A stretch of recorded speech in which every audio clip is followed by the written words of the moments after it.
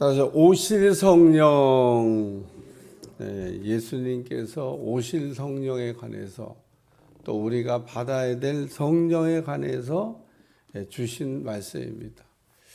성경을 우리가 읽다 보면 하나님도 나오고 예수님도 나오고 성령님도 나오는데 하나님까지는 이해가 되는데 예수님이 누구신지 성령님이 누구신지 우리가 이해가 잘 안 될 때가 있습니다.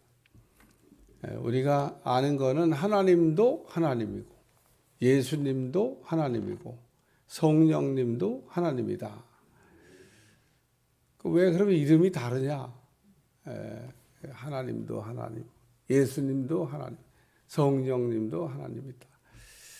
그래서 구약 성경에 역사하신 분은 하나님이고 또 2000년 전에 이 땅에 오셔서 우리에게 자신을 이렇게 드러내서 계시하시고 일하셨던 예수님이 계시고 또 예수님이 가신 후에 지금 오셔서 일하고 있는 성령님도 계시다는 겁니다.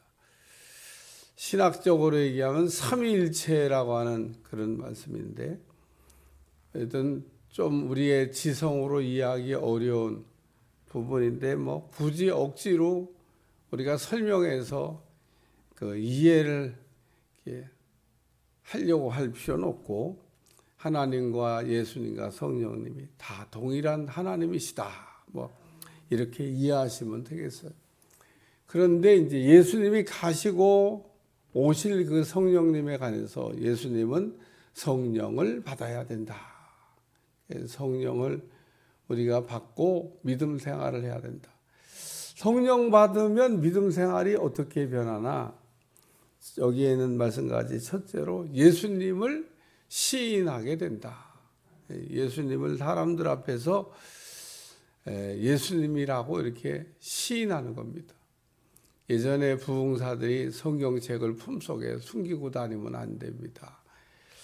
물론 오빠가 그냥 누가 이렇게 예수 믿기만 하면 너 죽여버린다 이래가지고 무서워서 이렇게 교회를 갈 때 다 품에다 품고 이게 다녔던 분도 있다고 하는 얘기는 들었는데 요즘은 그런 시대도 아닌데도 예수님 믿는 거를 사람들 앞에 당당하게 얘기를 하지 못하고 쭈삣쭈삣하고 이럴 때 이제는 우리는 사람들 앞에서 예수님을 이렇게 드러내는 거 나는 예수님을 믿는 사람입니다. 어디다 명찰 붙이고 다니는 건 아니지만 예수님 믿는다고 하는 것을 부끄러워하지 말아야 된다는 겁니다. 예수님 믿는 것을 창피해야 될 일이 아니고 영광스럽게 생각을 해야 되는데 가끔 가다 보면 사람들 앞에서 예수님을 믿는다고 하는 얘기조차도 당당하게 못하고 불신자들 보면 안 믿는다는 얘기를 얼마나 자신 있게 하고 그냥 큰 소리 빵빵 치는데 오늘 예수 믿는 사람은 더 우리가 자신 있게 예수님을 이렇게 드러내야 될 텐데 그러지 못할 때가 많다. 오늘 누구든지 사람 앞에서 나를 시인하면 그래서 우리는 사람들 앞에서 예수님이 어떤 분인지를 이렇게 고백하는 게 중요합니다. 그냥 예수님 믿는다고 얘기하는 것보다는 한 단계 더 나가서 예수님이 나의 구원자이십니다. 예수님이 나를 건져주셨습니다. 사도행전 16장에 빌립보 감옥의 간수가 내가 어떻게 해야 구원을 얻겠습니까? 그러니까 주 예수를 믿으라. 그리하면 너와 네 집이 구원함을 받으리라. 바울도 예수님 믿고 구원받았고 또 주변에 있는 사람들에게까지 예수님 믿는 것으로 인한 영향력을 우리가 행사하는데 예수님이 나의 구주가 되십니다. 다윗은 조금 다르게 시편 23편에 여호와는 나의 목자시니 내게 부족함이 없으려다. 사실은요 그 말이에요. 예수님이 나의 구주가 되십니다 라는 말이나 하나님이 나의 목자가 되셔서 나를 부족하지 않게 하신다고 하는 말이나 뜻과 의미를 생각해 보면 똑같은 말입니다만은 어쨌든 우리가 예수님 믿는 목적이 구원받으려고 하는 건데, 구원을 받게 되면 다윗의 고백과 같이 부족함이 없는 인생을 살게 되는 은혜가 임하게 될 줄로 믿습니다. 따라서 오늘 우리는 사람들 앞에서 당당하게 예수님이 나의 구주가 되십니다. 나를 구원해 주셨습니다. 그렇게 우리가 고백하면 하나님 우리 말을 들으시고 우리를 이렇게 날마다 건져주실 줄로 믿습니다. 고백자래 가지고 참 그 위기 때마다 건진받았던 사람이 베드로입니다. 너희는 내가 누군지 아냐? 마태복음 16장 주는 그리스도시요 살아계신 하나님의 아들이 되십니다. 야, 너 어떻게 그렇게 내 마음에 쏙 드는 정답을 얘기했냐? 베드로의 그 고백으로 인하여 베드로가 물에 빠졌을 때도 건져주시고 실수했을 때도 건져주시고, 야, 오늘 고백이 중요합니다. 예수님이 너희는 내가 누군지 아냐? 그러면 그냥 간단하게 예수님은 나의 구원자가 되십니다. 이렇게 고백하면, 근데 이 고백을 하게 하시는 네가 누구냐는 겁니다. 그게 성령이시라는 거예요. 베드로가 주는 그리스도시요 살아계신 하나님의, 야, 그거 네가 배워서 한 게 아니고 받아서 한 거다. 예? 오늘 우리가 배워서 아는 지식도 있고 받아서 아는 지식이 있는데, 받아서 아는 지식으로 충만한 지식을 주어 축원합니다. 배워가지고 하는 건요 별거 없어요. 근데 받아갖고 하는 거는 그냥 솟아나는 생수처럼 필요한 때마다 하게 하기 때문에 마르지 않는 셈이 된다는 거. 두 번째 말씀은 성령을 모독하면 이라는 말씀인데, 성령을 우리가 모독하는 거. 성령을 거스리는 사람은 용서를 받을 수가 없다. 야, 하나님도 다 용서하는 줄 알았더니 용서 안 하시는 게 한 가지 있구나. 그러니까 오늘 오실 성령님에 대해서 우리가 잘 이해해야 될 부분 중에 하나가, 성령님을 막대해도 되나? 성령님 막대하면 안 되는 겁니다. 성령님 무시하다가 보면 성령님을 모독하는 죄까지, 성령의 역사를 이렇게 부정하는 죄까지 짓게 되는데, 이런 죄를 지으면 용서가 안 된다는 겁니다. 아주 지옥 가기로 작정 했다면 모를까, 성령의 역사를 우리가 부정하면 안 된다는 겁니다. 근데 없는 줄 알지만은 생각보다 많습니다. 성령님을 무슨 그냥 폼으로만 자꾸 이렇게 이용하려고 그러고, 저는 목회하면서 지금까지 보면 성령님 얘기 안 하는 사람을 내가 본 일이 없습니다. 아니면 뻑하면 다 성령님인데, 문제는 그 성령님을 얼마나 우리가 높이고 사느냐는 겁니다. 입으로만 성령님이고 실제로는 성령님이 뒷방노인보다 더 이렇게 초라하게. 오늘도 우리가 살면서 그러므로 성령님을 우리의 삶의 중심에 모시고 성령님을 우리가 인격적으로 존중할 때 우리가 이와 같은 죄를 짓지 않는 그 은혜가 임하게 될 줄로 믿습니다.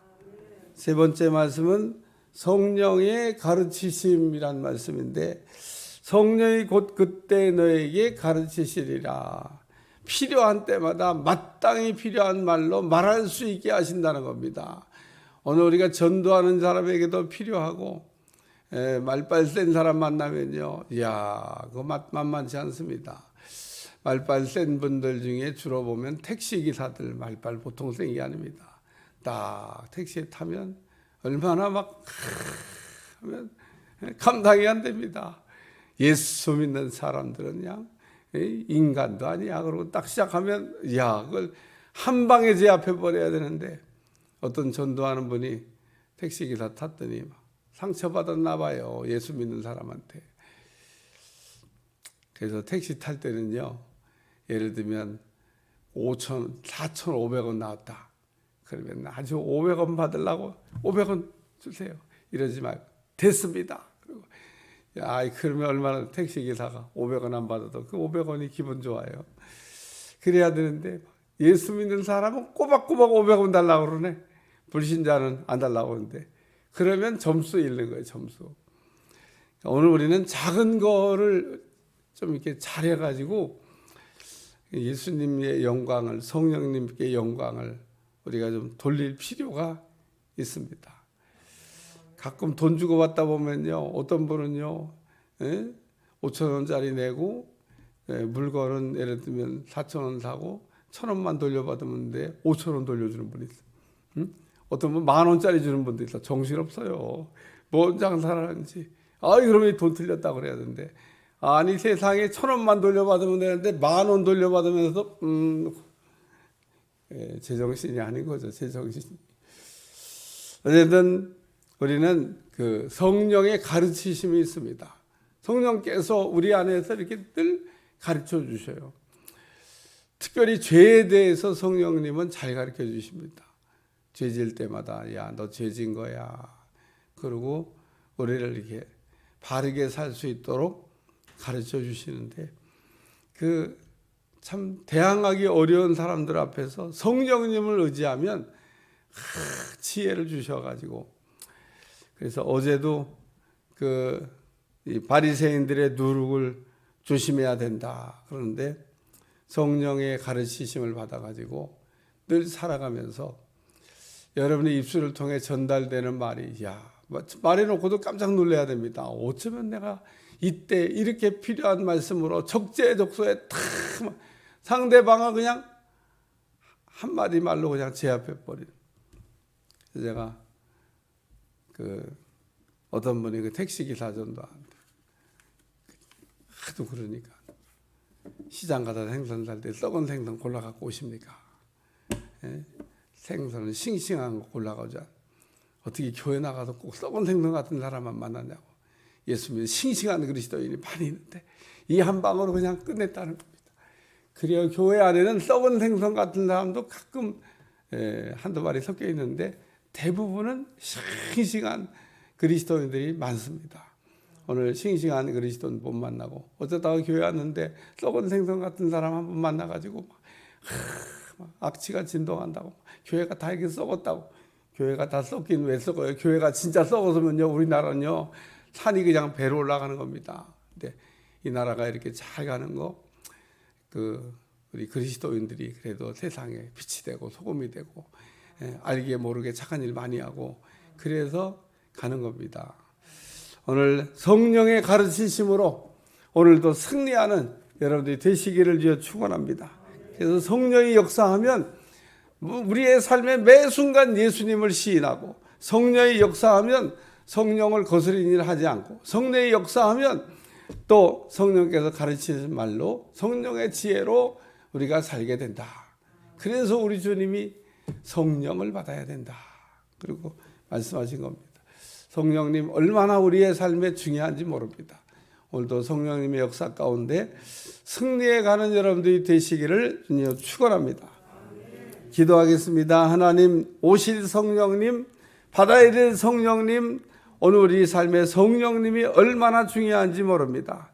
성령의 역사 가운데 오늘도 승리하게 도와주시고 기도할 때나 살아갈 때나 말할 때나 언제나 성령님 우리를 도와주셔서 성령의 역사 가운데 승리하는 종들이 되게 하여 주옵소서. 예수님의 이름으로 간절히 기도하옵나이다. 아멘.